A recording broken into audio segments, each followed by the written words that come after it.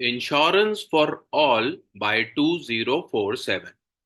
IRDAI हर वो मुमकिन कोशिश कर रहा है कि 2047 तक इंडिया के हर एक पर्सन के पास इंश्योरेंस के कवरेज की अम्ब्रेला हो।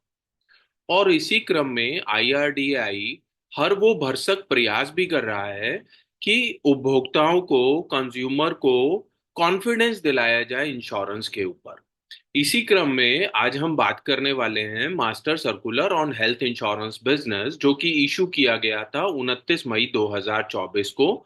और इसके अंदर मोटे मोटे तौर पर 20 पॉइंट्स आईआरडीआई की तरफ से मेंशन किए गए हैं, जो कि सभी इंश्योरेंस कंपनीज को फॉलो करने के लिए बोला गया है। कल मैंने एक वीडियो अपलोड किया था जहां पर मैंने 10 पॉइंट्स डिस्कशन किए थे, और आज नेक्स्ट 10 पॉइंट्स मैं आप लोगों के साथ डिस्कशन करने वाला हूं। तो नमस्कार दोस्तों, मेरा नाम दीपक जैन है और मैं हूं founder infinity gains LLP. So friends, ये सर्कुलर की हम बात कर रहे हैं, और इस पूरे सर्कुलर को मैं बहुत ब्रीफ में आप लोगों के साथ डिस्कशन करने वाला हूं। अगर आप देखेंगे तो कुल मिला के ये जो सर्कुलर है, ये 29 मई 2024 को इशू किया गया था। सभी लाइफ, जनरल और हेल्थ इंश्योरेंस कंपनीज को इशू किया गया था। और ये सर्कुलर की जो सबसे इंपॉर्टेंट बात है वो ये है कि इस सर्कुलर के जो पॉइंट्स है वो 30 सितंबर तक फॉलो करने के लिए भी बोला गया था। और उसी का रीजन है कि आपको 1 अक्टूबर 2024 के बाद से काफी सारे जो हेल्थ इंश्योरेंस के जो प्रोडक्ट्स हैं, या तो उसके अंदर चेंजेस दिखाई देंगे, या फिर काफी सारे बेनिफिट्स ऐसे हैं जो आप एक राइडर की तरह या इस तरीके से आप अपनी पॉलिसी में ऐड करवा पाएंगे। तो एक रफ आइडिया ले लेते हैं। फर्स्ट पॉइंट की बात जहां पर हमने की थी कि आपको अब इंश्योरेंस कंपनीज को सभी एज ग्रुप के लिए हर तरीके की, अगर किसी को भी मेडिकल कंडीशन हो उनको भी प्रोडक्ट्स देना होगा।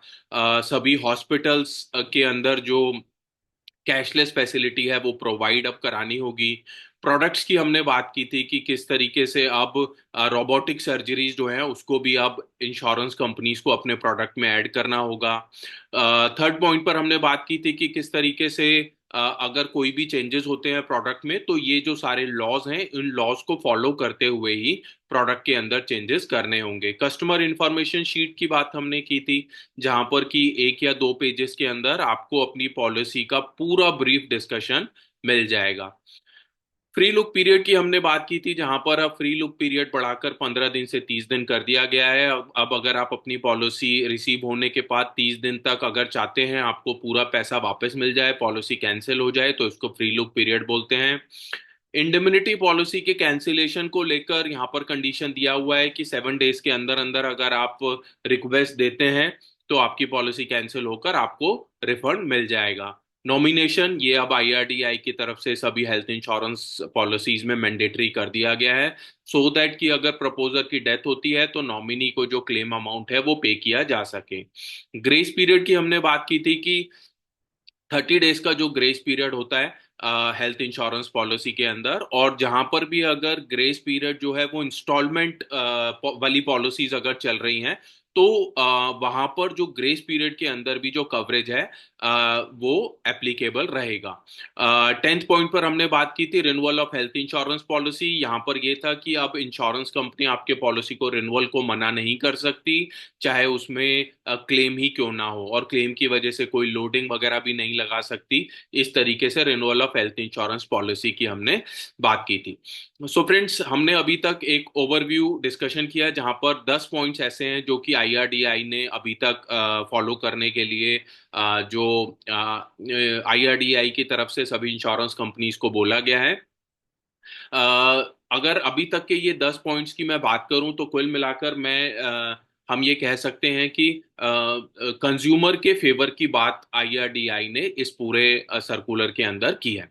आज के अब हम आते हैं नेक्स्ट 10 पॉइंट्स पर जो हम डिस्कशन करने वाले हैं। तो migration in case of indemnity policies, इसका क्या मतलब है कि अगर आप किसी एक इंश्योरेंस कंपनी में हैं और अगर इंश्योरेंस कंपनी ने उस प्रोडक्ट को बंद कर दिया, तो वो प्रोडक्ट जो है वो आप कोई अपग्रेडेड जो प्रोडक्ट है सेम कंपनी के अंदर, आप उस प्रोडक्ट में अपने आप को ट्रांसफर कर सकते हैं। तो यहाँ पर ये भी कहा गया है कि अगर आप सम इंश्योर्ड बढ़ा रहे हैं तो बढ़े हुए जो सम इंश्योर्ड है उस पर अंडर राइटिंग होगी।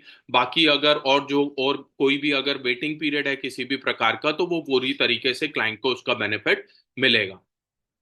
12th पॉइंट की बात करते हैं, portability in case of indemnity policies. तो अगर आप एक इंश्योरेंस कंपनी से दूसरी इंश्योरेंस कंपनी में पॉलिसी लेकर जाते हैं तो यहाँ पर भी ये गाइडलाइंस दी गई है जहाँ पर ये बोला गया है कि इंश्योरेंस कंपनी को 72 आवर्स के अंदर अंदर जो है वो क्लाइंट का जो डिसीजन है वो करना होगा।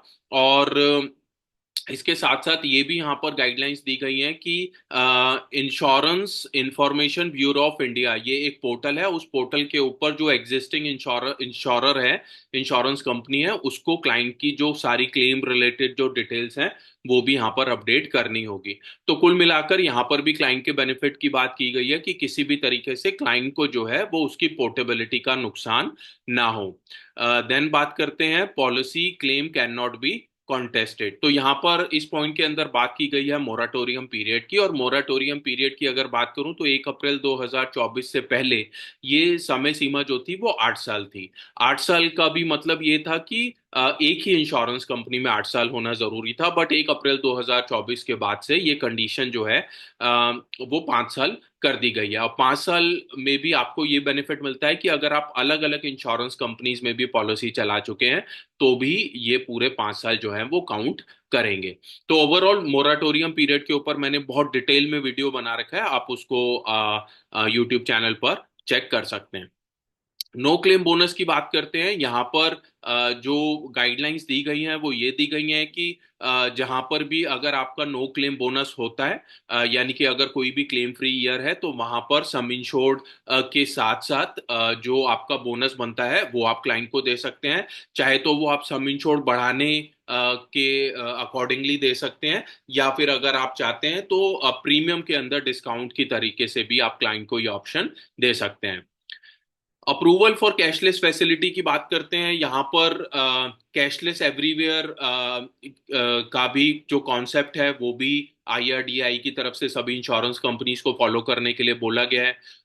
और यहाँ पर जो कैशलेस है उसका भी ये बोला गया है कि अगर आपके पास जब रिक्वेस्ट आती है तो विद इन 1 आवर, 1 घंटे के अंदर अंदर आपको उस कैशलेस का जो है वो रिप्लाई करना है। तो ओवरऑल कुल मिला के पर्पस ये है कि अभी तक कोई 63 या 64% केसेस ऐसे होते थे जहां पर कि सिर्फ कैशलेस होता था। रिमेनिंग जो केसेस है वो रिम्बर्समेंट में जाया करते थे, और कुल मिला के रिम्बर्समेंट का जो क्लेम लेना होता था वो क्लाइंट के लिए बहुत आसान नहीं होता था, उसमें काफी समय भी लग जाता था। तो यहाँ पर ये कोशिश की जा रही है कि कैशलेस जो है वो 100% अब क्लाइंट को मिले। Final authorisation for discharge from the hospitals, तो यहाँ पर फाइनल डिस्चार्ज की बात की जा रही है, और यहाँ पर जो कंडीशन दी गई है वो ये कि 3 घंटे के अंदर अंदर आपको फाइनल डिस्चार्ज जो है वो करना है। और किसी केस में अगर जो पेशेंट है या प्रपोजर है उनमें से अगर किसी की डेथ होती है तो ऐसे केस में जो है वो टॉप प्रायोरिटी पर जो है वो इस क्लेम का सेटलमेंट करना है, सो दैट फर्दर प्रोसेसिंग में ज्यादा समय ना लगे। सेटलमेंट ऑफ क्लेम्स की बात करते हैं तो यहाँ पर ये भी कहा गया है कि एक पीएमसी करके एक पूरी कमेटी होगी, सीआरसी होगी, क्लेम्स रिव्यू कमेटी होगी। तो किसी भी क्लेम को आप रिजेक्ट करने से पहले ये कमेटी के पास फर्दर जाकर उसको आप चेक करें, सो दैट किसी भी क्लाइंट को जो है वो कैशलेस मिले, और उनका जो है ज्यादा से ज्यादा क्लाइंट का जो है फेथ वो इंश्योरेंस के ऊपर आए। Claims in respect of multiple policies held by policy holders, ये भी एक बहुत अच्छा पॉइंट यहाँ पर दिया गया है। दो तरीके की पॉलिसीज होती है, इंडेमनिटी पॉलिसी और बेनिफिट बेस्ड पॉलिसी। आपकी जो हेल्थ इंश्योरेंस पॉलिसी होती है वो इंडेमनिटी पॉलिसी होती है। इसका मतलब ये है कि आपका जो एक्चुअल खर्चा होता है वही आपको मिलता है। पर्सनल एक्सीडेंट पॉलिसी को हम बेनिफिट पॉलिसी कहते हैं क्योंकि उससे कुछ बेनिफिट भी उठाए जा सकते हैं। तो यहाँ पर ये भी कहा गया है कि क्लाइंट के पास अगर मल्टीपल पॉलिसीज हैं तो क्लाइंट जिस पॉलिसी से चाहे उस पॉलिसी से क्लेम ले सकते हैं। Redressal of grievance of the policy holder, तो क्लाइंट की जो पॉलिसी होल्डर है उसके किसी भी तरीके के अगर ग्रीवियांस है तो उसके लिए एक रोबस्ट सिस्टम होना चाहिए। जो सीआईएस जाएगी कस्टमर के पास, कस्टमर इंफॉर्मेशन शीट, उसके ऊपर ये सारे नंबर्स जो हैं वो मेंशन होने जरूरी हैं। इम्प्लीमेंटेशन ऑफ ऑम्बर्ट्समैन अवार्ड, यहाँ पर ये भी एक बहुत अच्छा पॉइंट ऐड किया गया है, और वो ये कि 30 डेज के अंदर अंदर जब भी कोई कंप्लेंट आती है तो उसके बाद 30 डेज के अंदर अंदर आपको जो है उसका सॉल्यूशन क्लाइंट को देना है। और अगर आपने ये सॉल्यूशन नहीं दिया तो ₹5,000 पर डे के अकॉर्डिंगली ये जो पेनल्टी है वो इंश्योरेंस कंपनी के ऊपर लगेगी। और ये जो फंड है वो भी इंश्योरेंस कंपनी का जो ओवरऑल फंड होता है उस फंड में से ही इस पैसे को लिया जाएगा। मतलब ये जो इंटरेस्ट है ये इंश्योरेंस कंपनी को ही पे करना होगा।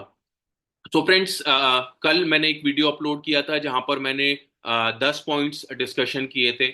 आज मैं ये वीडियो के अंदर नेक्स्ट जो 10 पॉइंट्स हैं ये आप लोगों के साथ अपलोड डिस्कशन करके अपलोड मैं इस वीडियो को कर रहा हूँ। मुझे उम्मीद है कि ये पूरा सर्कुलर जब आप पढ़ेंगे समझेंगे तो आपको ये समझ में आएगा कि IRDAI की तरफ से हर वो भरसक, हर वो कोशिश, हर वो प्रयास किया जा रहा है कि क्लाइंट को जो है वो कॉन्फिडेंस दिया जाए इंश्योरेंस के ऊपर, सो दैट ज्यादा से ज्यादा जो लोग हैं वो अपने आप को, अपने पूरे परिवार को इंश्योरेंस के कवरेज में लेकर आ पाए। तो फ्रेंड्स, मुझे पूरी उम्मीद है कि आपको ये वीडियो पसंद आया होगा, और वीडियो पसंद आया तो प्लीज लाइक जरूर कीजिएगा। इस वीडियो से रिलेटेड कोई फीडबैक, सजेशन, कमेंट है तो कमेंट बॉक्स पे कमेंट करके जरूर बताइएगा। अपने फ्रेंड्स, रिलेटिव्स, एजेंट्स, फर्टिनिटी के साथ इस वीडियो को शेयर जरूर कीजिएगा। और सबसे इंपॉर्टेंट बात, चैनल पर नए हैं तो चैनल को सब्सक्राइब जरूर कर लीजिएगा। सो फ्रेंड्स, इसी उम्मीद और आशा के साथ कि आप लोगों का दिन शुभ होगा, मंगलमय होगा। Thank you so much.